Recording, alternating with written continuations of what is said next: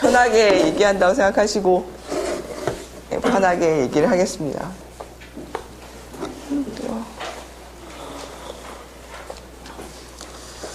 그 주제를 유럽 3인당에 대해서 얘기를 해달라고 하셔서요.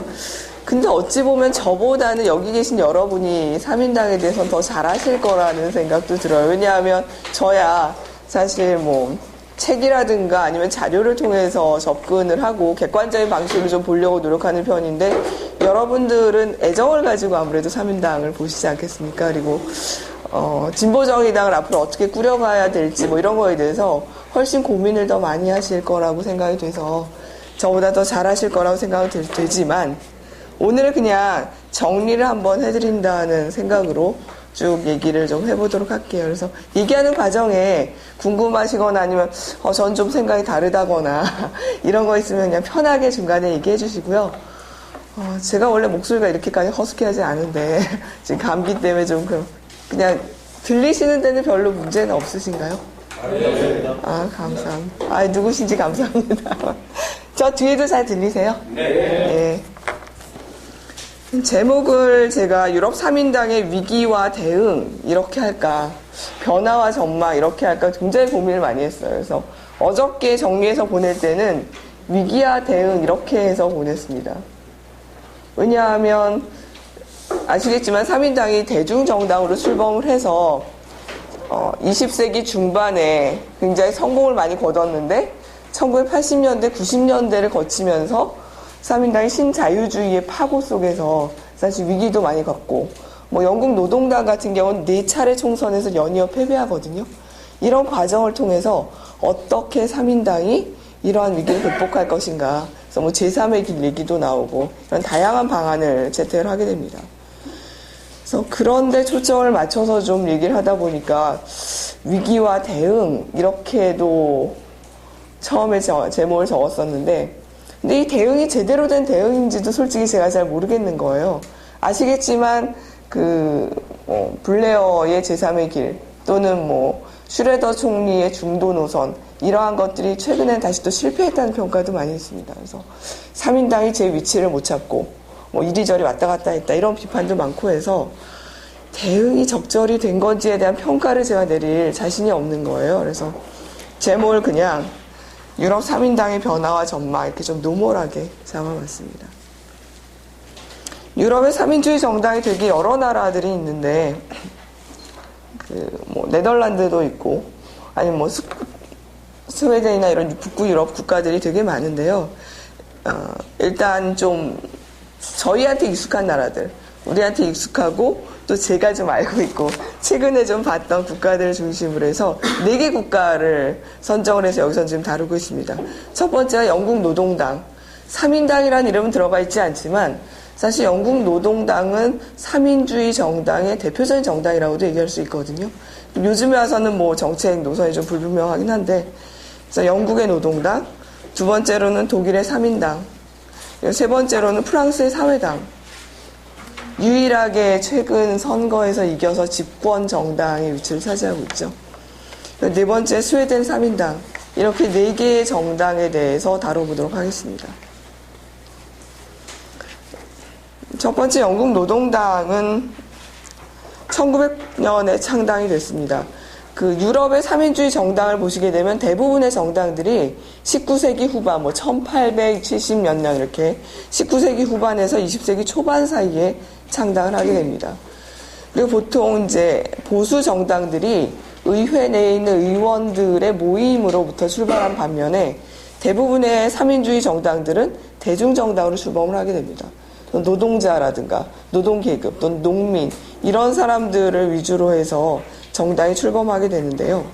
영국 같은 경우에도 영국은 대표적인 양당제 국가인데 보수당에 대별되는 어떤 보수당과는 정반대의 입장에 위치해 있는 것이 노동당이라고 볼 수 있습니다. 그래서 보수당과 노동당이 번갈아서 집권을 하고 있는 이런 양당제 국가인데요. 일단 노동당은 아까 말씀드린 대로 1900년에 창당이 되었고 전통적으로 노동자 또 노동조합, 사회주의자를 대변하는 정당입니다. 그래서 원래 부의 재분배라든가 시장 경제에 대한 국가의 개입, 또 복지국가의 확대, 이런 사회주의적 이념을 근거한 정책을 주로 추진을 해왔습니다.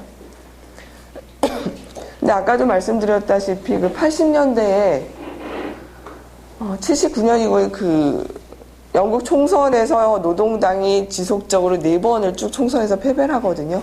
그래서 패배한 이유가 뭔지, 어떻게 하면 집권에 성공할 수 있을 것인가, 이러한 고민 속에서 점차 사회주의적인 색채를 계속 버리고 나중에는 완전 중도 노선으로 회귀를 하게 됩니다. 그래서 정책을 선회한 다음에 노동당은 1997년, 이때 이제 블레어가 당수였던 시기인데요. 이때 총선에서 크게 이기고, 그 다음 2005년까지 3번의 총선에서 쭉 승리를 하게 됩니다. 최근에 2010년 총선에서는 보수당한테 졌죠. 그래서 보수당과 자민당의 연립정부가 지금 설립이 되어 있습니다. 독일 두 번째로는 독일 3인당인데요. 독일 같은 경우에도 우익 보수 세력을 대변하는 기민당과 또 좌익 진보 세력을 대변하는 3인당, 이 두 개의 양대 정당이 대립하는 구도로 진행이 되고 있습니다. 다만 독일 같은 경우는 영국과 달리 연정이 주로 많이 이루어졌는데 그 이유가 기민당이나 3인당이 의회에서 절대 다수를 차지하기가 쉽지 않기 때문에 보통 해서 독일 같은 경우는 뭐 2와 2분의 1 정당 이렇게도 얘기를 하는데요. 그래서 기민당과 보수 우파 정당 또는 3인당과 녹색당 이런 식으로 주로 연정을 많이 유지하게 됐습니다. 3인당은 1863년에 창당이 되었고요. 사실 독일에서 가장 오래된 정당으로 사회민주주의 노선을 표방을 해왔습니다. 네, 3인당도 역시 90년대 이후 계속 선거에서 지면서 좀 친중도 노선을 표방하게 되죠. 그래서 현재는 사회주의적인 색채를 많이 탈각했을 뿐만 아니라 2006년도에서 2009년도까지는 심지어 본인과 입장이 완전히 다른 기민령과 대연정을 구성할 정도로 사실은 좌파 정당으로서의 이념성은 거의 지금 없다라는 평가를 받고 있습니다. 그래서 독일의 정당 체계를 짧게 좀 더 얘기를 드리자면 거대 정당인 기민당과 3인당이 좀 과반수를 획득하기 어렵기 때문에 연정 파트너를 지정한 경우가 많다. 90년대 이전엔 주로 자민당이 연정 파트너였으나 98년 이후에는 녹색당이 주로 연정 파트너로 등장하고 있다는 말씀을 드리겠습니다. 세 번째로 프랑스 사회당인데요. 그 역사적으로도 그렇고 실제로 보시게 되면 위기의 유형도 다르고 또 집권하는 시기도 많이 다른데, 그러니까 영국이나 독일이나 프랑스 세 나라를 비교할 때 영국이나 독일 같은 경우에는 대부분 1980년대나 90년대 특히 이제 그 3인주의 정당의 위기가 와서 그때에 3인당이 집권을 하지 못하고 90년대 후반에 집권을 하게 됩니다. 반대로 프랑스 같은 경우에는 80년대에서 90년대에 사회당이 집권 정당이에요. 그래서 아시겠지만 뭐 미테랑 정부가 2번 연이어 대선에 성공을 함으로 해서 미테랑 정부가 14년 동안 집권을 하게 되는. 그래서 프랑스는 사실 사회당이 8, 90년대에 집권당이었음에도 불구하고 영국이나 독일과 유사하게 제3의 길 노선을 채택을 하게 됩니다. 그래서 프랑스는 사회당이 집권하는 기간 도중에 오히려 기존의 사회주의적인 노선이 많이 탈색되었다는 특징을 가지고 있습니다. 자, 프랑스 사회당은 1905년도에 창당이 된 정당입니다. 원래 1905년도에 창당했을 당시에는 사회당이라는 이름이 아니고 사회주의 인터내셔널 프랑스 지부라는 이름으로 창당이 돼 있었고요. 이때만 해도 좌파 색채가 굉장히 강했기 때문에 실제로는 주요 정당으로서 역할은 거의 못하게 됩니다. 특히나 프랑스 같은 경우에는 2차 세계대전 이후에 드골이 집권하면서 좌파 정당에 대한 지속적인 탄압으로 인해서 공산당이라든가 사회당 같은 좌파 정당이 전부 다 군소 정당으로 위치를 해 있었거든요. 그러다가 드골이 죽고 나서 1969년 이후에 좌파 정당들이 성장을 하기 시작한 케이스입니다.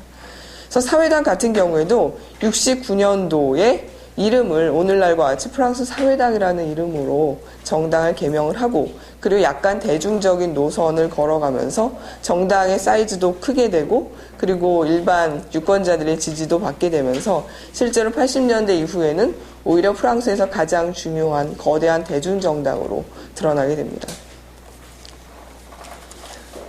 지금 현재도 1912년 대선에서 사회당이 승리했죠. 그래서 사회당이 대선, 총선 모두 승리함으로써 유럽에서는 제가 지금 다루고 있는 나라들 가운데 유일하게 집권 정당으로서의 위치를 유지하고 있는 나라가 프랑스 사회당입니다. 네 번째, 이제 스웨덴 3인당인데요.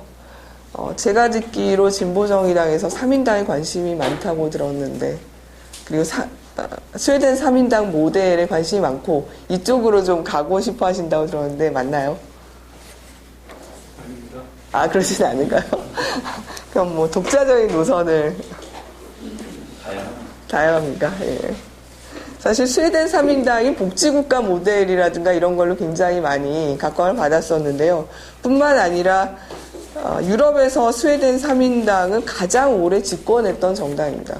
그러니까 2006년 총선 그리고 2010년 총선에 사회당 3인당이 계속 패배하면서 지금은 야당으로 전락했지만 실제로는 굉장히 집권당으로서 위치를 길게 유지했을 뿐만 아니라 복지 정책 이런 거의 틀을 거의 다 만들었기 때문에 스웨덴 3인당 모델이 굉장히 중요하게 우리에게 다가와 있죠.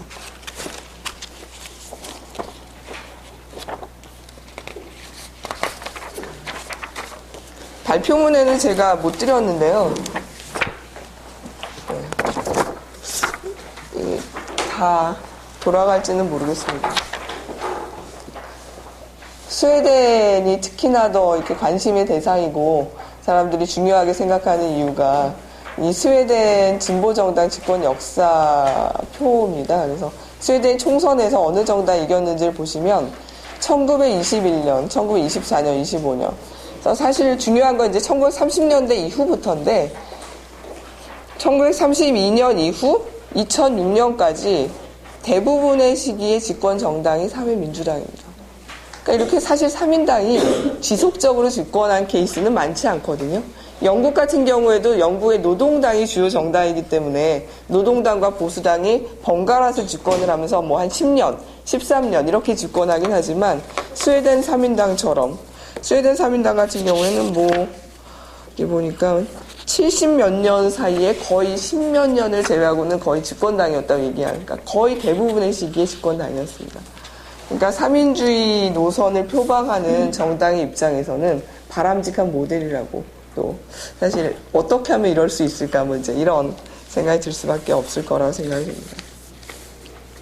근데 왜 그럼 스웨덴의 3인당이 이렇게 계속 집권할 수 있었느냐, 이 배경을 보게 되면 스웨덴의 정당 체계 자체가 3인당에게 좀 다소 유리한 이러한 체계로 되어 있습니다. 그래서 우파 정당들이 좀 다수 있어서 우파 정당들이 분열된 반면에 좌파 정당은 3인당의 헤게모니를 장악하고 있는 구조입니다. 실제로 집권에 유리했고요. 보시게 되면 뭐 보수주의 정당 같은 경우는 중도당이나 기민당 외에 특히 스웨덴에서 농민의 자영농민의 세력이 굉장히 강해서 자영농민층의 정치 세력의 농민당, 또 도시의 자유주의 세력을 반영한 자유당, 이런 다양한 정당들이 세력을 나눠 가지고 있었기 때문에 좀 분열된 측면이 있었다. 반면에 좌파 정당은 3인당이 계속 집권할 수 있었다. 그래서 실제로 2006년 총선이나 2010년 총선에서 3인당이 패배하게 된 원인도 우파 정당들이 정당 연합을 결성합니다. 그래서 실제로 총선 결과는 3인당이 가장 많은 표를 획득했지만 이게 우파 연합 표보다는 작았기 때문에 3인당이 패배하게 되거든요. 그래서 2010년에는 3인당도 좌파 정당들과 선거 연합을 형성하게 되는데 문제는 2010년 선거에서는 연합을 형성하고도 졌다는 게 좀 문제긴 합니다. 그리고 워낙에 3인당이 오래 집권해서 그럴 수도 있겠지만 스웨덴 정당들은 정당 간 이념 격차가 크지 않습니다. 그래서 중도당이나 자유당, 기민당, 중앙당과 같은 우파 정당들도 대부분 복지 정책을 강조하고 있습니다. 차별성이라고 얘기하면 복지 정책은 당연한 거라고 얘기를 하고 단지 거기서 개인의 선택의 폭을 어느 정당이 좀 더 강조하느냐. 그래서 2006년이나 2010년에 중도당이나 자유당 이런 그 우파 정당이 승리할 수 있었던 거는 기존의 복지 정책에다 개인의 선택의 폭을 좀 더 강조, 그리고 또 당시에 스웨덴이 좀 실업률이 높았는데 그런 실업률에 대해서 좀 더 적극적인 입장을 보수 정당들이 보였다는 것이 승리의 원인으로 얘기가 되고 있습니다. 스웨덴 3인당 1889년에 창당된 굉장히 오래된 정당이고요. 아까 말씀드린 것처럼 32년부터 2005년까지 74년의 기간 중에 65년 동안이나 집권당의 위치를 유지하게 됩니다. 네, 두 번째 파트로 3인당의 위기와 대응에 대해서 짧게 말씀을 드릴 텐데요. 유럽 3인당은 2차 세계대전 이후에 점점 커지게 되는데 문제는 이 3인당이 클 수 있었던 기반이 변화되면서 3인당 위기가 오게 됩니다. 그 70년대, 80년대 주로 유럽 사회주의 정당들이 위기를 맞게 되는데 그 배경으로 크게 두 가지를 얘기를 합니다. 첫 번째가 사회 경제적 변화. 왜냐하면 경제가 성장하고 복지국가 뭐 이런 모델이 쭉 성공을 하면서 과거 3인당의 지지 기반이었던 노동계급이 변화됐다는 거죠. 그래서 노동자들이 수가 줄고 실제로는 신노동자층이 증가하고 이렇게 되면서 전통적 지지 기반이 축소되었다. 두 번째가 바로 이제 좀 전에 말씀드린 것처럼 이제 전통적 지지 기반이 축소되면서 기존의 대중정당의 성격을 전환해야 될 필요성이 직면하게 됩니다.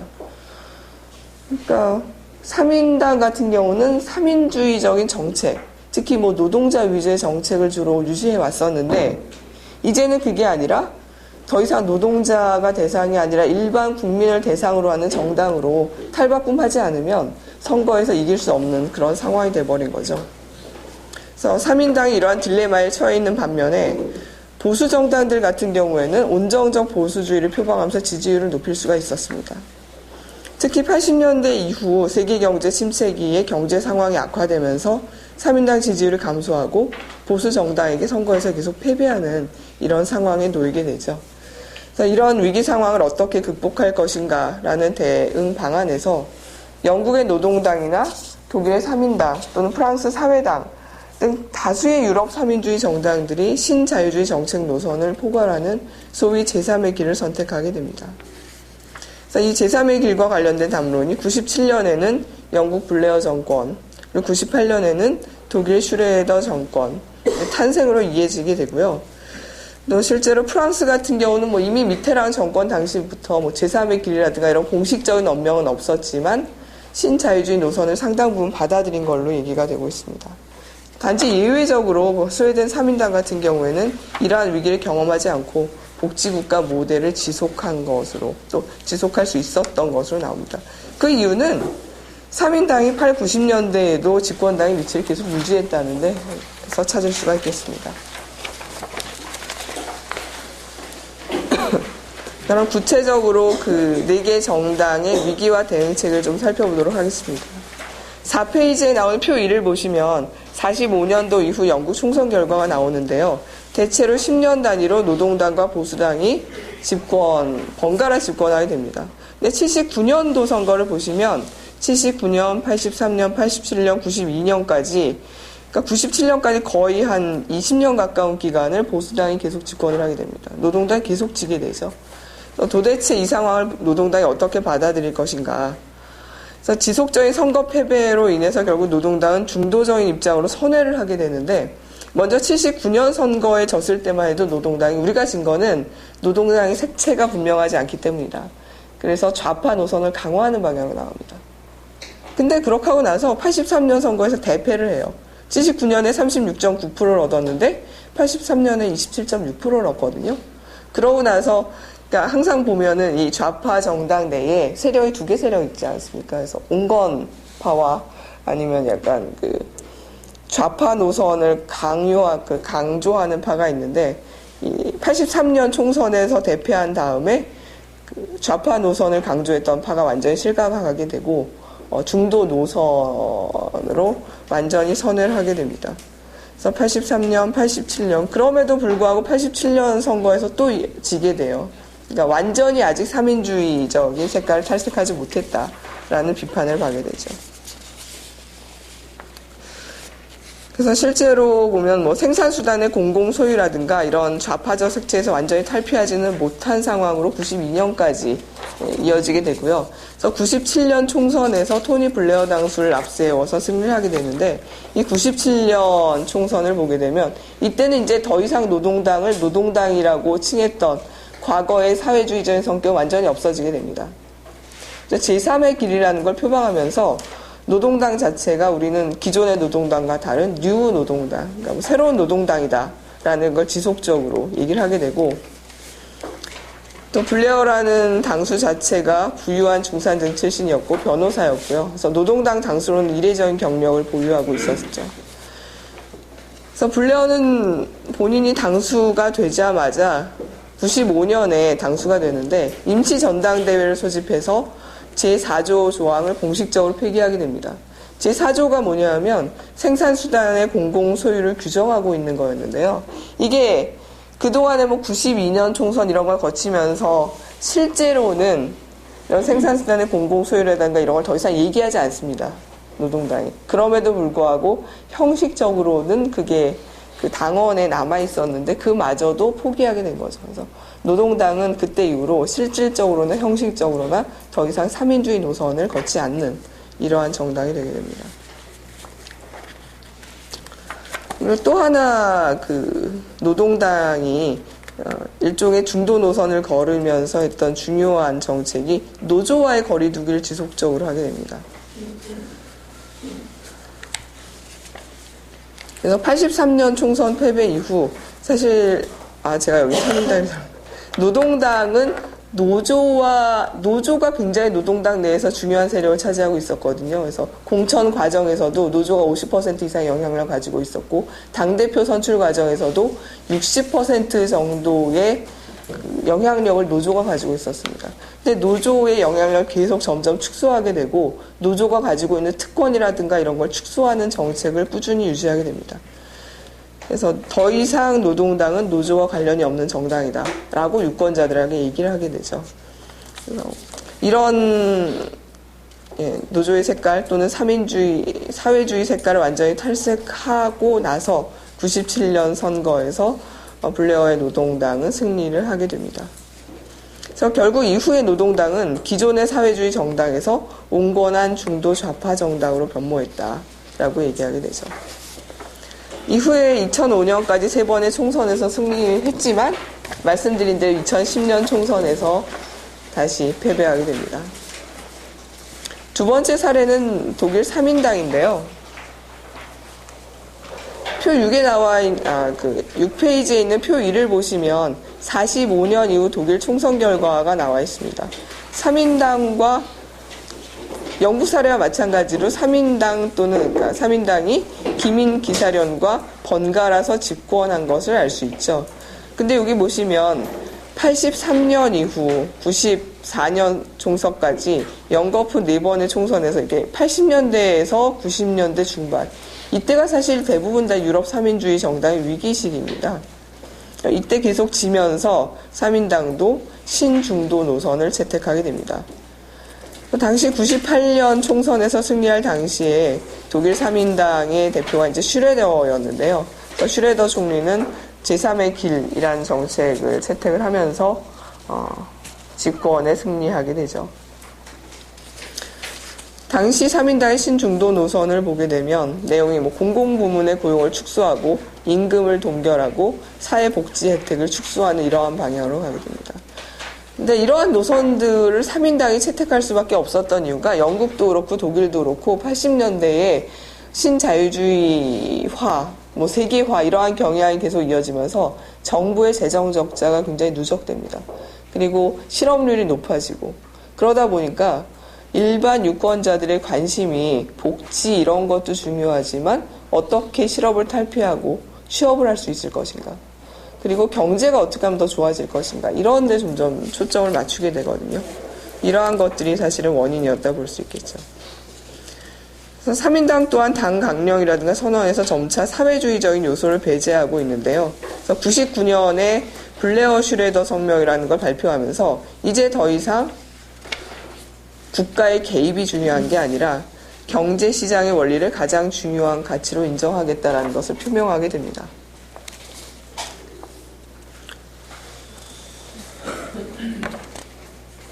결국 3인당도 기존의 사회민주주의적인 노선을 탈피해서 경제적으로 신자유주의 경향을 수용한 것이라고 볼 수 있겠죠. 3인당은 그래서 이러한 그 신중도 노선을 통해서요, 98년에서 2005년까지 집권에 성공을 하게 됩니다. 하지만 2005년 총선에서는 이게 더 이상 이런 식의 원정 집권도 안 되고, 2005년 총선에서는 기민당과 대연정을 하게 됩니다. 3인당이. 이 말은 실제로는 더 이상 독일의 3인당은 3인주의 정권이라 보기 힘든 이런 상황이 된 거죠. 그러니까 정책 이런 측면에서 더 이상 기민당과 같은 보수 정당과 차별성을 찾기 힘든 이러한 상황이라고 볼 수 있습니다. 3인당의 신중도 노선에 대해서는 두 가지 상반된 평가가 존재하는데요. 첫 번째로는 2009년 총선에서 3인당은 기존의 어떤 선거보다도 대패배를 하게 됩니다. 득표율 23%. 그래서 사상 최대의 패배를 했기 때문에 결국 이는 신중도 노선이 최종적으로 실패했다라는 평가를 이어지게 됩니다. 하지만 또 다른 평가도 있는데 뭐냐면 2009년 총선 실패는 3인당이 신중도 노선을 채택함으로써 기존의 3인주의 전략을 포기했기 때문에, 그래서 정당 정체성이 없어졌기 때문에 패배한 게 아니라 신중도 노선을 말로만 얘기했지 실제로는 그것을 제대로 하지 못했기 때문에 패배했다라는 평가가 있습니다. 뭐냐면 블레어 슈레더 선언과 같은 걸 선언을 했지만 실제로는 3인당 구좌파의 반발로 해서 사실상 거부가 되고, 또 개혁 프로그램이 제시한 것만큼 제대로 정책으로 반영되지 못했다라는 주장이죠. 그래서 결과적으로 유권자들이 보기에 변화하겠다고 얘기는 했으나 실제로는 변화하지 않는 희망 없는 정당이라는 평가로 이어지고, 이것이 결국은 선거에서의 지속적인 패배로 이어졌다라고 보는 시각도 있습니다. 세 번째 사례로는 프랑스 사회당 사례인데요. 앞서 말씀드린 것처럼 영국이나 독일 같은 경우에는 8, 90년대 보수 정당이 집권하면서 선거에서 승리를 위해서 기존의 3인주의적인 색채를 꾸준히 다 지워간 이러한 케이스입니다. 반면에 프랑스 같은 경우에는 80년대 이후 지속적으로 좌파 정당이 집권했거든요. 그럼에도 불구하고 왜 그럼 신자유주의적 노선을 채택할 수밖에 없었냐.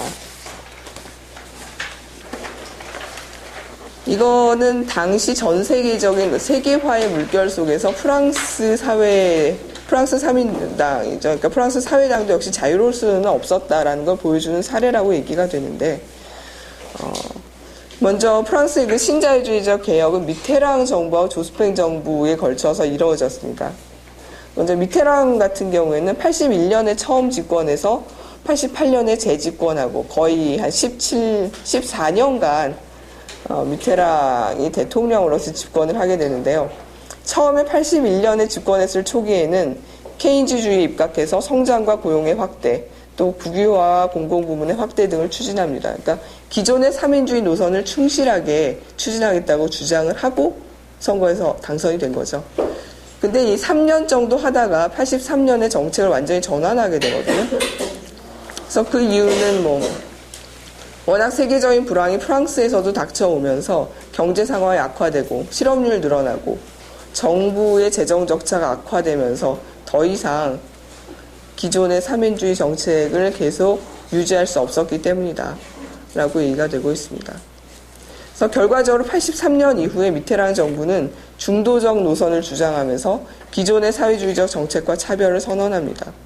그래서 정부의 과도한 개입 반대하게 되고요. 민영화를 꾸준히 추진하게 됩니다. 그래서 정부 입장에서 좀 과도하게 부담이 된다. 또는 경제적으로, 재정적으로 적자를 많이 내고 있는 기업들을 계속 민간에게 판매하게 되는 이러한 상황으로 이어지게 됩니다.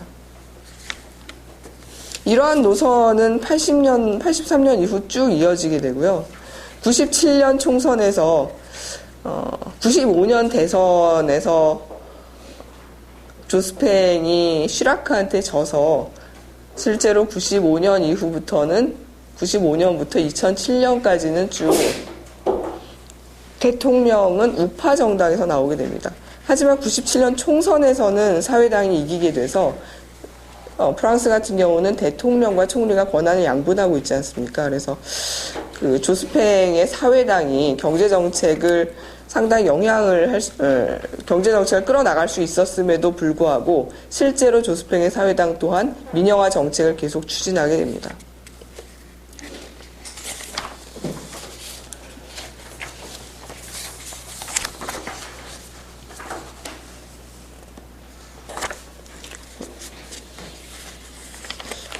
그래서 실제로 90년대 후반 이후 프랑스의 경제 상황 상당히 호전됩니다. 그런데 2002년 대선에서 역시 사회당은 우파 정당한테 당시 UMP죠. 그러니까 대중운동연합한테 대선에서 패배하게 되는데 2002년 대선이 프랑스 선거에서 굉장히 중요한 대선입니다. 여러분 혹시 2002년도 프랑스 대선 기억하세요? 프랑스는 결선 투표제가 있는 국가입니다. 그래서 1차 투표에서 과반수 득표자가 없으면 2명의 후보를 선택을 하고 그 두 사람이 결선 투표를 다시 하게 되거든요. 그래서 통상적으로 프랑스에서는 사회당과 같은 좌파 정당에서 1명, 우파 정당에서 1명, 그래서 두 사람이 결선 투표에서 붙는 구조였습니다. 그래서 1차 투표에서는 유권자들이 자기가 원하는 정당을 다 지지를 했거든요.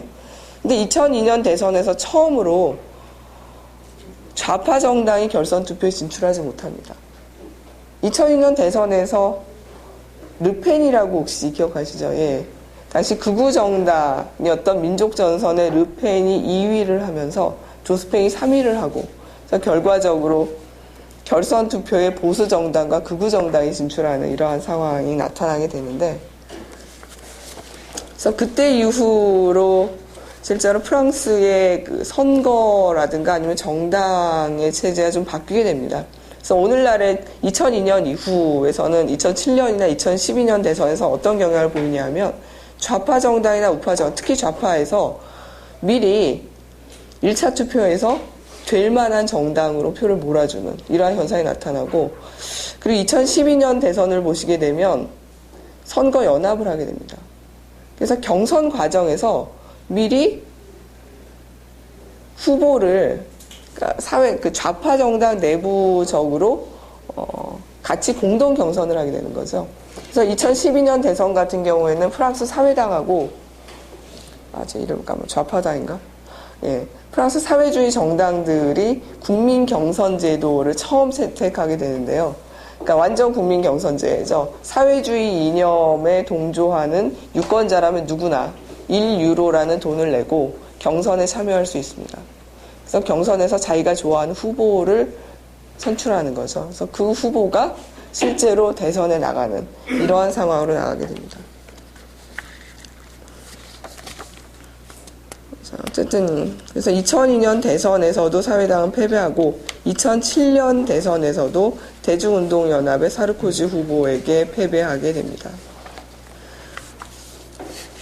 2012년에는 사회당에서 이겼죠.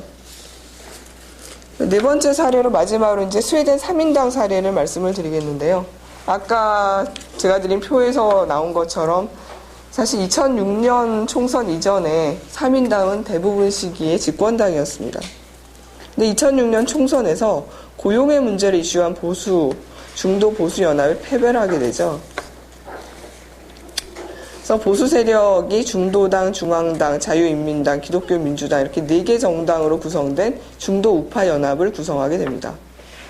자, 10페이지에 나오는 표 3을 잠깐 봐주시면요. 2006년 총선과 2010년 총선의 득표율과 의석수를 표에서 보여주고 있는데,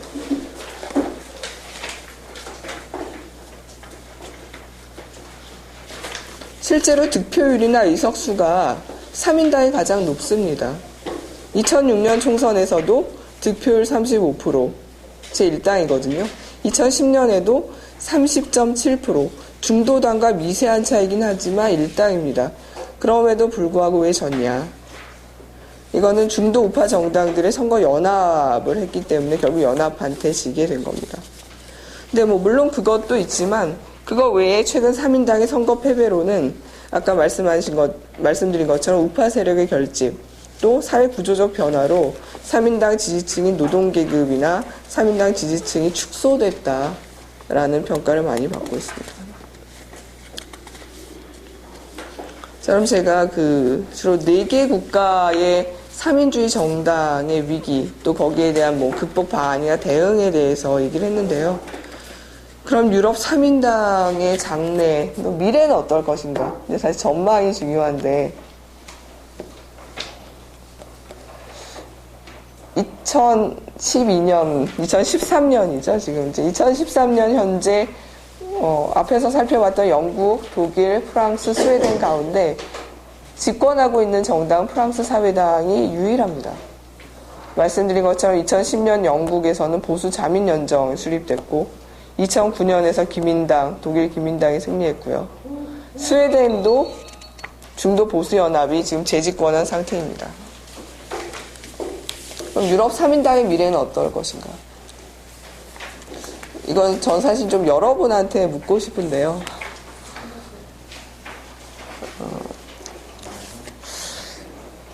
그냥 짧게 제 의견을 말씀드리자면 3인당은 위기일 수도 있지만 3인주의 노선은 여전히 중요한 게 아닌가. 왜냐하면 아까 말씀드린 그 3개 국가에서 보수주의 정당이 집권할 수 있었던 이유가 보수당이 개혁에 성공했기 때문이거든요. 보수당이 기존의 보수 정당의 색깔을 버리고 3인당이 위기에 대응한 것처럼 3인주의 정책이나 아니면 복지 정책을 취합하게 됩니다. 인간의 얼굴을 한 보수, 또는 복지화된 보수, 이런 노선을 채택하게 된 거죠. 사실 3인주의 정당들이 처음 출범했던 대중정당 출범 시기에는 사회 경제적 구조가 주로 노동자 계층이 많고 계급 간 갈등이 크고 이랬지만 지금 2013년도에는 그러한 사회 경제적 구조는 굉장히 많이 변했거든요. 근데 이러한 변화된 구조에 사회민주주의 정당이 어떻게 대처할 것인가? 이거는 전 유럽도 마찬가지지만 우리나라도 굉장히 고민이 될 거라고 생각이 듭니다. 특히 최근 같은 경우에는 세계화의 영향으로 실업률이 상승되고 있고 또 국가 정착이 하나의 국가, 일국 단위에서만 이루어지는 게 아니라 예를 들면 프랑스 사회당 같은 경우에도 집권 당임에도 불구하고 신자유주의 노선을 채택할 수밖에 없었던 이유가 프랑스 내에서 임금을 올리고 실업을 줄이고 하다 보니까 어떤 현상이 나타나냐면 외국으로 기업들이 빠져나가게 되는 거죠. 또는 외국에 싼 물건들이 들어오게 되고 그러니까 프랑스의 경쟁력이 줄어들면서 그 영향이 결국 노동자들한테까지도 미치게 된다는 겁니다.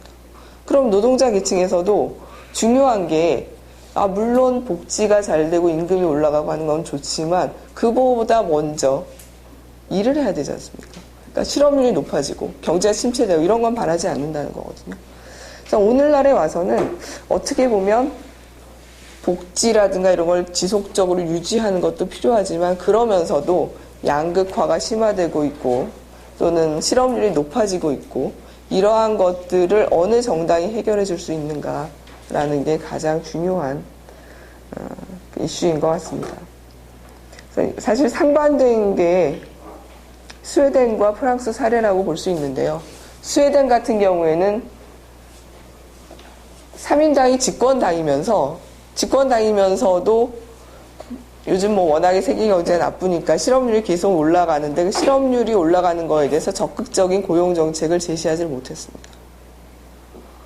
여기에 대해서 이제 유권자들이 반발하면서 결국 우파 정당의 지지율이 높아졌다고 보고 있는데 프랑스 같은 경우에는 실업률이 높아지면서 이번 2012년 대선의 프랑스 사회당의 가장 중요한 선거 이슈가 실업 극복이었거든요. 그래서 청년 고용 창출 그리고 임금 시간을, 그러니까 노동 시간을 단축시키거나 이런 것들을 통해서라도 어떻게든 적극적으로 고용 정책을 창출하겠다라는 사회당의 입장이 선거에서 중요한 어떤 지지를 받을 수 있었던 원인이 아닌가라는 생각을 합니다.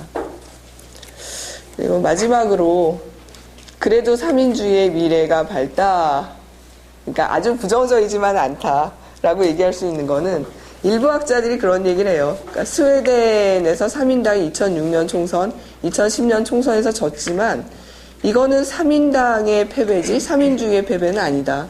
왜냐하면 당시 총선에서 승리했던 우파 정당 모두가 다 스웨덴의 3인주의 정당들이 추진해왔던 기존의 복지 정책의 틀을 그대로 유지한다는 입장을 유지했기 때문이죠. 그러니까 복지 정책의 틀을 모든 정당이 다 인정하고 있는 것이 지금 스웨덴 정당 체계입니다. 그래서 이런 측면에서 볼 때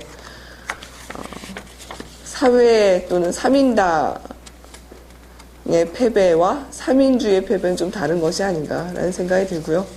우리나라 같은 경우는 사실 뭐 유럽보다는 상황이 훨씬 더 열악하다고 생각이 들고 빈부격차도 훨씬 크고 뭐 복지라든가 이런 거는 뭐 사실 말하기도 좀 어려운 상황인데요. 이런 상황일수록 한국 경우에는 좀 더 사회적인 안전망을 확충하는 방향이 필요하지 않나라는 건 제 개인적인 생각입니다. 여기까지 마치고요. 너무 길게 한 것 같은데 여러분의 의견이나 아니면 정말로 한국의 3인주의 정당으로서 어떤 길을 가실 것인지 의견을 좀 들어봤으면 좋겠습니다. 감사합니다.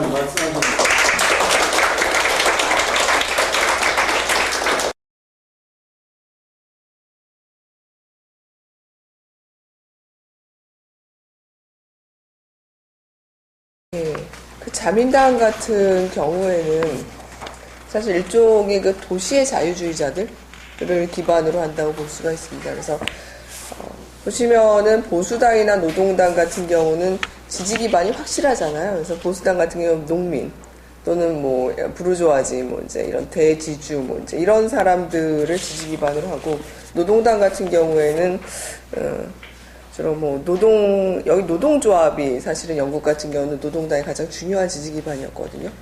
그래서 노동당과 보수당 지지 기반이 확실한데 자유민주당 같은 경우는 거기에 포섭되지 않은 도시를 기반으로 한 뭐 도시의 신중산층 이런 사람들을 기반으로 할 수 있다, 기반으로 하고 있다고 보여집니다. 그래서 사실은 자민당이 아까 말씀하신 것처럼 1920년도 이전에는 오히려 보수당과 자유당 2당 구조로 있다가 이게 노동당이 40년대 이후 세력이 커지면서 자유당의 세력을 대부분 다 노동당에 포섭하게 되거든요.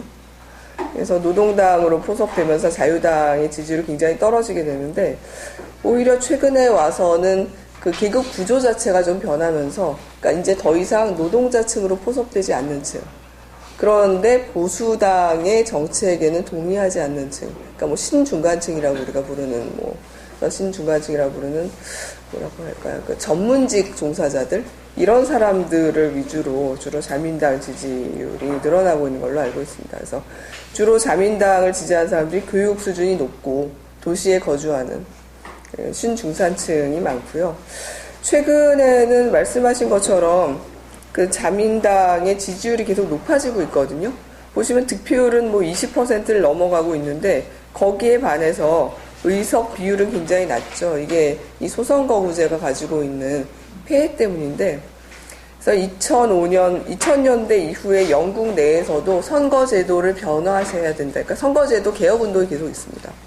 그리고 실제로 2010년도 총선에 보수당과 자민당이 연정을 하면서 자민당이 내걸었던 조건 중에 하나가 선거제도 개혁이었습니다. 그래서 소선거구제가 아니라 비례대표제를 일부 보완하도록 하는 이러한 방향으로 선거제도 개혁을 하겠다라고 서로 동의를 하고 연정을 한 걸로 알고 있는데 아직까지 선거제도 개혁에 성공한 것 같지는 않고요. 근데 앞으로는 영국의 선거제도가 더 이상 이제 그냥 단순한 소선거구제, 다수대표제가 아니라 일부 비례대표제를 포함하는 방향으로 가게 될 거라고 보는 학자들이 많이 있습니다.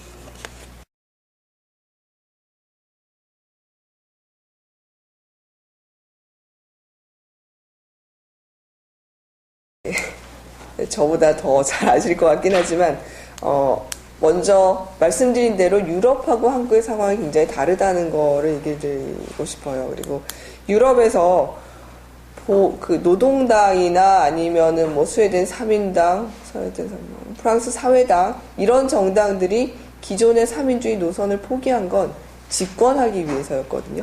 사실 노동당이 굳이 집권 안 해도 되면 3인주의 노선을 버릴 필요가 없습니다. 그냥 그대로 쭉 가도 제2당 야당으로서 그러니까 능력 있는 또는 영향력 있는 야당으로 남아있을 수 있거든요.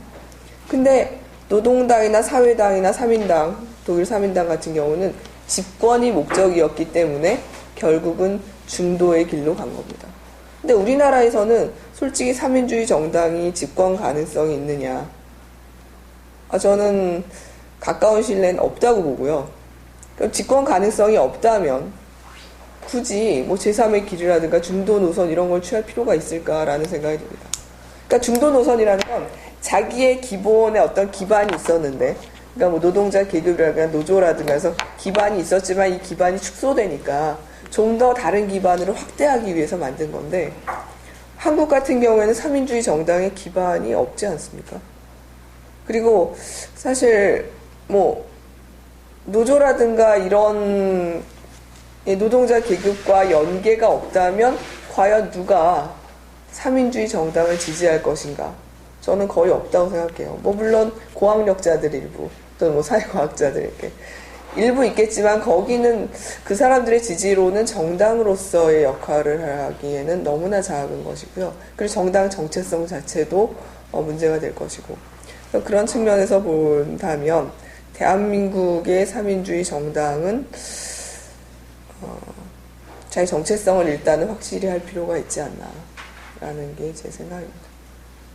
그리고 실제로 뭐 노조와의 관계를 어떻게 가져갈 것이냐, 또 노조를 어떻게 통할할 수 있을 것이냐, 이 문제는 제가 정확히 잘은 모르겠고요. 또 진보정의당 같은 경우는 아무래도 통합진보당하고의 관계랄지, 통합진보당의 노조와의 관계나 뭐 이런 것들하고도 좀 관계가 있을 것 같아서 그 부분은 오히려 제가 좀 여러분께 질문을 드리고 싶어요.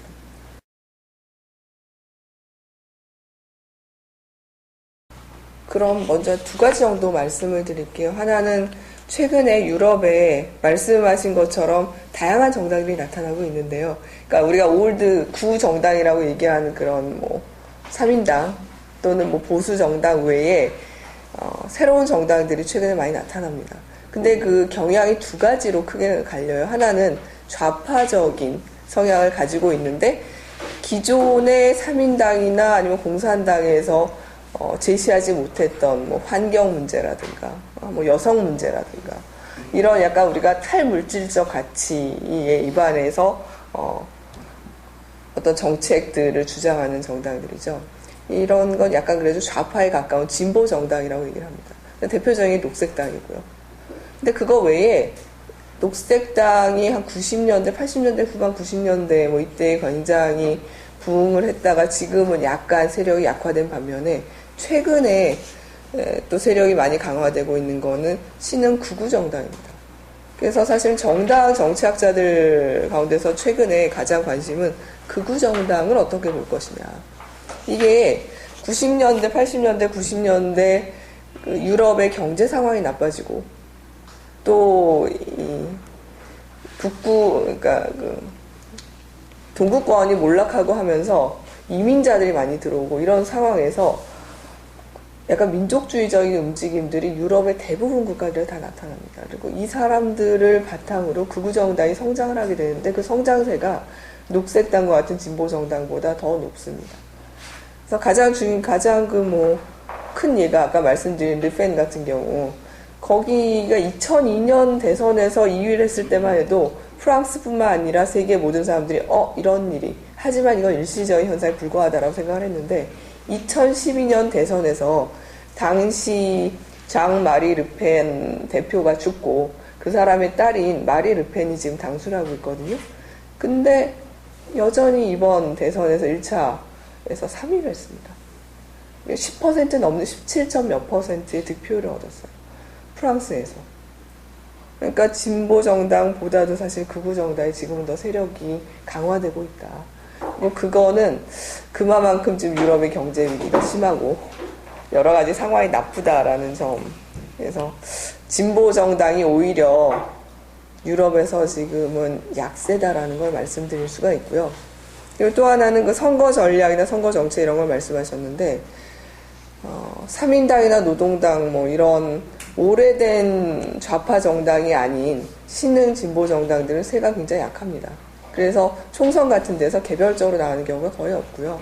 주로 선거연합 또는 정당연합을 통해서 총선 같은 데 나가고 어디서 오히려 그래서 총선이나 전국 단위의 선거보다는 지방선거에 더 주력하는 걸로 알고 있습니다. 녹색당 같은 경우에도 처음에 녹색당이 세를 확장시켜 나가는 게 전국 선거에서 이긴 게 아니라 지방선거에서 표를 얻으면서 녹색당의 위치를 부상을 시키거든요. 녹색당의 존재를 알리고 또 그건 어떻게 보면 진보정당이나 이런 정당, 특히 군소정당이 자생할 수 있는 그런 전략이 아닐까 생각이 듭니다. 왜냐하면 지역 같은 경우는 지역 정치의 이슈 자체도 거대한 중앙의 이슈, 뭐 실업률이랄지, 뭐 정부 정책이랄지 이런 게 아니라 우리 동네의 문제, 또 뭐 환경 문제 이런 걸 이슈화시킬 수가 있기 때문에 주로 지방선거에서부터 지역 조직을 다져 나가서 그 다음에 전국 선거로 나가는 걸로 알고 있고요. 전국 선거로 나가는 과정에서는 연정을 주로 그러니까 뭐 선거연합이라든가 이런 걸 주로 채택한다라고 보시면 될 것 같습니다.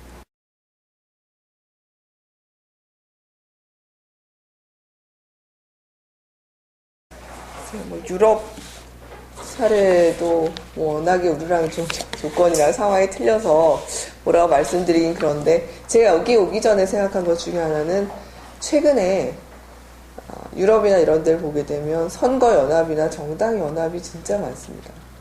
그래서 뭐 프랑스에서도 제가 아까 말씀을 드렸고 프랑스 같은 경우 그 뭐 1차 투표나 이럴 때 선거연합 많이 한다고 말씀드렸고 그리고 뭐 스웨덴에서도 뭐 2006년 총선에선 보수연합 그리고 2010년에서는 좌파 보수 다 선거연합을 했다고 말씀드렸는데요. 이탈리아 같은 경우에는 거기는 정말 아예 그냥 연합으로 선거를 합니다. 그래서 뭐 지방선거도 그렇고 뭐 특히 총선 같은 경우에는 선거를 한 개 정당이 나가질 않고 우파연합과 좌파연합으로 나눠서 뭐 여러분이 옛날에 많이 들어보셨을 것 같은데 뭐 올리브 동맹 뭐 이런 경우 지금은 올리브 동맹이 이제 이름을 바꿔서 뭐 좌파연합 이렇게 가지만 심지어 뭐 연합의 이름도 뭐 더 유니온 연합 이런 식으로 가거든요. 그 이유가 뭐냐 하면 정당의 다양한 정체성을 유지를 하되 실제로 선거에서는 소수 정당이 이기거나 아니면 의회에 진출할 수 있는 방법 자체가 별로 없기 때문에 선거연합의 형태로 나가는 겁니다.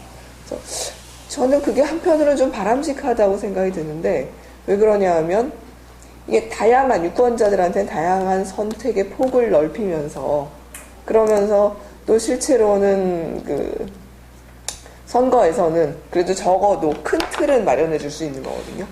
여기는 뭐 중도좌 근데 이런 그 연합에서 주로 배제된 정당들이 극우 정당하고 극좌 정당들은 연합에서 보통 배제가 됩니다.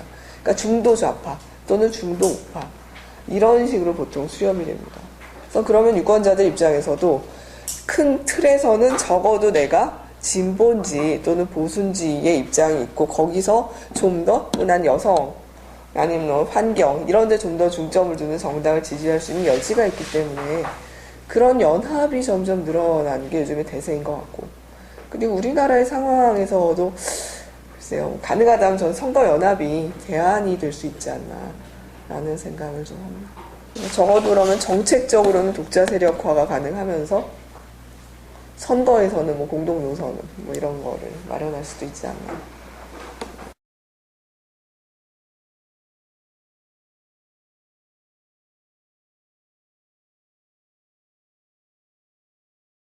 먼저 후자부터 말씀을 드릴게요. 그 중도라는 얘기가 되게 많이 나오고, 요번에 사실 우리 대선에서도 유권자들 대상으로 이제 이념조사 같은 걸 하게 되면, 난 중도다. 이렇게 얘기하는 사람 되게 많거든요. 그래서 중도를 도대체 우리가 어떻게 규정할 것인가.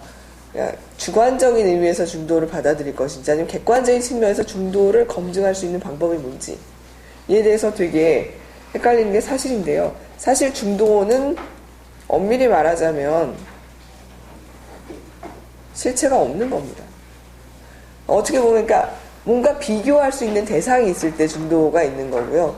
그래서 앞에서 유럽의 정당들이 뭐 중도 노선, 제3의 길 이렇게 얘기하는 것도 사실은 본인이 그동안에 그러니까 뭐 좌파 정당이라고 치면 좌파 정당이 기존에 가지고 있었던 입장과 우파 정당이 가지고 있던 입장이 차별성이 있는데 이 차별성을 점점 버리고 우파 쪽에 가까이 다가가겠다는 얘기니까요.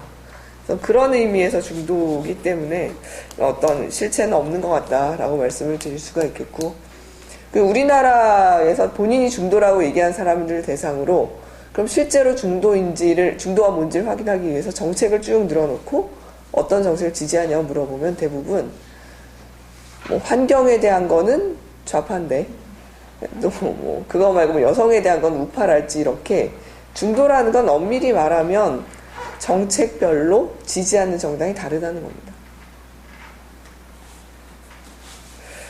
그래서 저는 우리나라 같은 경우 사실 뭐 중도 노선 뭐 이렇게 얘기하기보다는 특정한 정책을 내세우고 선거 같은 거 할 때 정책 정당을 하는 게 맞는 것 같고 정책 정당화 이런 게 맞는 것 같고요. 요번에 새누리당이 좀 다소 중도적인 위치로 오면서 성공했다고 얘기하지만 이거는 새누리당이 뭐 중도화됐다라기보다는 이슈 선점을 잘했다고 생각이 돼요. 그러니까 기존의 민주당이나 이런 데서 주로 얘기했던 뭐 복지 또는 경제민주화 이런 이슈가 사실 원래 새누리당 이슈가 아니었는데 새누리당이 그걸 먼저 선점을 하고 거기에 대해서 지속적으로 얘기하면서 마치 국민의 입장에서 볼 때는 경제민주화나 복지가 새누리당의 입장인 것처럼 좀 착각하게 만드는 이런 것들이었고 실제로 공약에도 그런 내용들이 많이 들어가기도 했습니다. 저는 이번 대선은 그런 면에서 볼 때 새누리당이 정책적으로 약간 좌편향된 것도 있지만 포장을 잘했다라고 생각을 하고요. 그런 점에서 볼 때 뭐 진보정의당 같은 경우에는 글쎄 저도 여러 그 진보정의당의 성격을 어떻게 규정해야 될지 솔직히 저 바깥에 잘 모르겠고 진보정의당과 통합진보당의 색깔이 뭐가 다른지에 대해서도 솔직히 말씀드리자면 진짜 이 바깥의 입장에서 보면 약간 그 북한에 대한 태도 내지는 어떤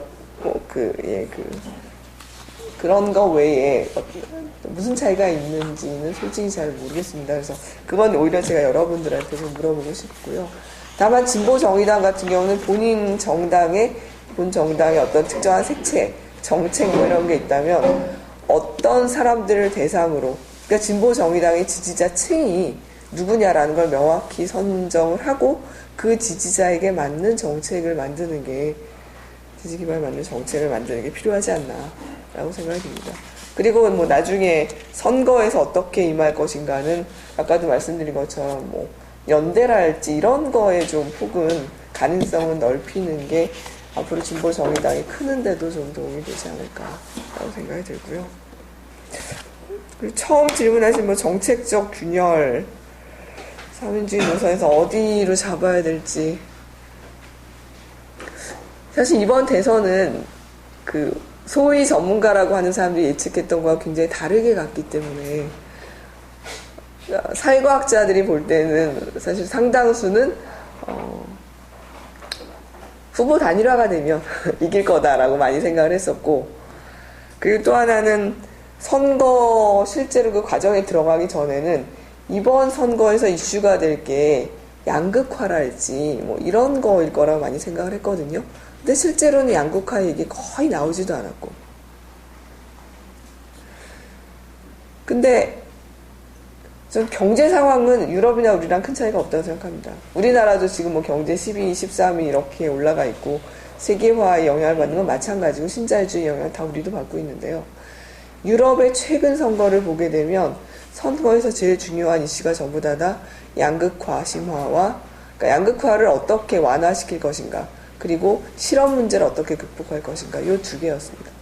우리나라도 이번 대선은 진짜 이상하게 흘러가서 그렇지만 추후에 뭐 총선이나 지방선거 이런 데서는 뭐 실업 문제 또는 양극화 심화 문제 이런 문제가 대두되지 않을 수가 없다고 생각을 합니다. 그래서 그 문제에 대한 어떤 뚜렷한 입장 내진 그 뭐 진보 정의당이 주장할 수 있는 뭔가 뭐 캐치프레이즈라도 좋고요. 이런 게 필요하지 않나.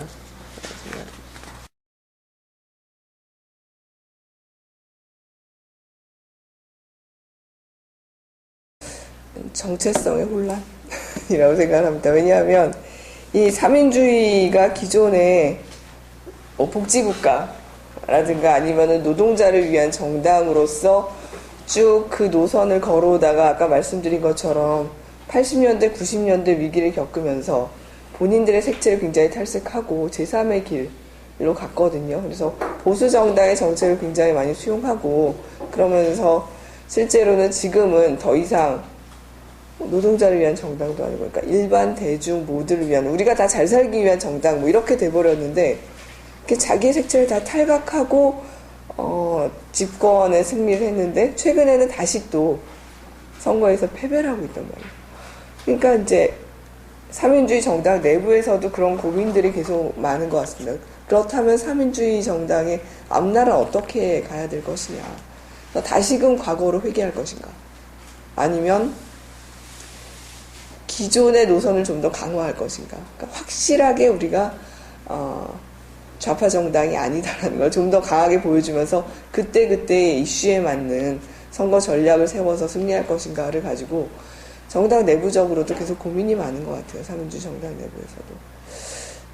근데 그냥 제가 그냥 제 개인적 학자로서 그냥 개인적으로 볼 때는 뭐 프랑스 사회당 사례나 이런 걸 가지고 볼 때 결과적으로 지금 세계 경제가 점점 침체되고 어려워지고 이런 상황에서 양극화가 또 심화되고 있는 상황이기 때문에 삼인주의 정당이 자신의 정체성을 좀 더 강화하는 방안으로 그러니까 과거에 좀 버렸던 그런 삼인주의적인 노선을 다소 그 색깔을 강화하는 방향으로 가는 것이 삼인당에게 필요하지 않나. 다만 항상 보면은 선거에 승리할 때는 내용 못지않게 간판이 중요하더라고요. 그러니까 달라졌다 또는 변화됐다 또는 우리 정당이 집권하면 확실하게 뭔가 뭐 변화를 보여줄 수 있다라는 것을 상징하는 당대표 또는 뭐 대선 후보 이게 실제 선거에서는 못지않게 중요하기 때문에 그런 것들이 좀 필요하지 않나 생각이 듭니다. 그리고 끝나기 전에 저 마지막으로 한 가지만 팁으로 그래요? 아까 말씀드린 뭐 소수 정당들 막 이런 얘기하면서요. 옛날의 정당, 그러니까 오래된 정당들 우리가 오늘 다 제가 얘기한 건 1900년대 전후에서 20세기 전후로 나온 정당들인데 그거 말고 최근에 새로운 정당들이 되게 많이 생깁니다. 아까 말씀드린 뭐 극우 정당도 있고 녹색당도 있고 그리고 2000년대 이후에는 해적당 들어보셨죠? 뭐 스웨덴이나 이런데 해적당 이게 이제 새로운 변화된 환경을 반영하는 거라고 생각이 돼요. 그래서 21세기 환경은 기존의 환경하고 다르기 때문에 기존 삼인주의가 걸어왔던 길만 보실 게 아니라 지금 변화된 환경에서 유권자들이 요구하는 게 뭔지 또는 어떤 이념을 우리가 내세울 수 있는지 뭐 필요한 정책이 뭔지 그리고 외국에 다양한 어떤 사례들이 있는지 이런 것들을 본다면 좀 더 특히 진보정의당은 지금 소수정당이니까요. 군소정당이니까 다양한 해결책이나 방안을 볼 수 있지 않을까 뭐 이런 생각이 듭니다. 저희 연구소에서도 사안장 하시죠. 사실은 포맷은 이런 형식 아니었거든요. 그러니까 앞서 말씀해서 서로 우리 중앙당에 다 계시는 분들하고 또 우리끼리 얘기 좀 나누면서 사실은 이제 계속 이렇게 우리 앞에 강사하고 이렇게 되니까 약간은 우리끼리 좀 얘기 나누고 저는 이제 이정재 선생님이 말씀하시고 우리 부총장께서 질문하고 저는 이런 에버트 재단에서 나온 어떻게 하는 과연 삼인주의가 잃어버린 활력 다시 되찾으면서 새롭게 성공가도를 달릴 수 있는가 이런 걸 얘기를 하고 있단 말이죠. 제 기억 속에 있는 거에서는 거대 삼인주의의 새로운 그 매력이 있는 스토리가 필요하다. 이게 일본으로 좀 나왔단 말이죠. 그러니까 세 가지 사회적 불안 요소를 얘기하면서 경제 불안도 대체로 비슷한 거고 문화 불안에서 아까 이정재 선생님이 얘기한 것처럼 그 이민자 문제하고 폭력 문제가 나왔단 말이죠. 이게 폭력에 대해서 이제 안보와 안전 문제로 이거에 대해서 기존의 정당 정부들은 해결책이 없었다. 항상 이제 문제들이 됐던 거고 세 번째가 정치적 불안하면서 기존의 정당 정부들에게 뭐 보수 정당이든지 진보 정당이든지 내세웠던 것 자체가 민주주의 문제를 특별하게 해결하려고 자기가 갖고 있는 여러 가지의 차별받고 불평등만 하다라는 그 의식을 바꾸지 않고 있거든요. 근데 본인들은 정말 계층 하락되는 거에 대해서 더 이상 이제 하락되면 안 된다는 두려움도 있고 기존 정당들이 별로 보여준 거 없다. 근데 그 기존 정당들이 여전히 지지율을 합치면 70%가 넘지 않습니까? 새롭게 해적당이라든가 뭐 녹색당이라든가 구구 정당들 뭐 한다 하더라도 15%에서 20% 정도 여전히 그 골반은 남아있습니다. 그랬을 때 저는 아까 이정진 선생님이 물어봤던 거를 진보정이라는 입장에서 생각을 하면 좀 조심스럽게 얘기하는 것 같아가지고 정장이나 등등께서 그 소리가 없는 거죠. 이거 작년 10월 22일날 참관했습니다. 그런데 통합진보당하고 진보정의당의 차이가 뭐냐? 통합진보당은 스토리가 갖고 있는 거죠. 국민들한테 보여줬던 중앙의 폭력사태라든가 선거 부정 의혹 속에서의 여전히 잘못하지 않았다. 이거는 자신들의 스토리, 국민승리 21 민주노동당부터 쭉 이어오는 거에서 현재 통합진보당의 하나의 스토리가 돼 있는 거고 진보정의당은 보여줄 스토리가 없는 거죠. 역사도 짧고. 그러니까 자기의 스토리를 얼마나 매력적인 걸로 만들어 나갈 거냐가 진보정의당의 지금 하나의 과제인 거고 두 번째가 그런 스토리를 만들기 위해서 에버트적 그 얘기를 들어본다면 이러이러한 과제를 다 알고 있는 거예요. 리더십의 문제를 얘기하는 거죠. 정말 뛰어난 리더십이 있어야만 되고 세 번째가 뭐냐면 정말 그 매력 있는 어떤 거를 만들어내기 위한 교묘한 세련된 실적을 보여줘야 된다. 저는 어떻게 보면 지금 저희들이 얘기하는 것도 이거 실적을 어떻게 만들어낼 거냐면 어떤 게 비어있는 틈새인지 아니면 현재 한국에 네 가지 정당이 있는 거예요. 저희 후배가 그러던데 진보정당 뭐가 문제냐, 네 가지가 문제다. 뭐 특별한 얘기가 나오더라도 네 가지 정당이 문제되는 거죠. 그냥 그 지금 민주통합당과의 관계도 있고 안철수 신당 뭐 이런 것도 있지만 네 가지 정당 그리고 노동자 정당 쪽에서 만약 국자적인 노선을 하면 다섯 개가 진보라는 이름을 갖고 싸워야 되는데 이런 문제들 속에서 얼마만큼 자신들이 정말로 매력 있는 실적을 만들고 자신들의 스토리를 만들어낼 거냐가 대단히 중요하다. 조건은 어렵지만 이제 이렇게 이제 얘기를 해야 되는데 약간 저희들 보면은 저는 당직자분들도 대단히 수세적인 것 같아요. 수세적일 수밖에 없는 상황이긴 하지만 저는 오히려 그렇기 때문에 돌파의 지점 찾기를 지금 이정진 선생님 말씀하신 것처럼 다양하게 시간을 볼 수 있는 그런 거에서 돌파의 지점들이 나올 수 있지 않는가 정도 저는 그런 적극적인 좀 자세를 가지고 토론회라든가 이런 걸 같이 집단회라든가 그렇게 얘기를 좀 나누는 게 좋을 것 같은데 힘이 좀 많이 빠져있는 것 같다라는 아마도 당직자 중에서 좀 늦게 당에 가입한 사람이기 때문에 좀더 좀 활력을 찾는 방식으로 그게 너무 이제 환상이나 공상 속에 되면 안 되겠지만 상상력을 발휘하면서 간다면 오히려 더 많은 아이디어들이 나오고 모아질 수 있지 않을까 그런 생각을 합니다.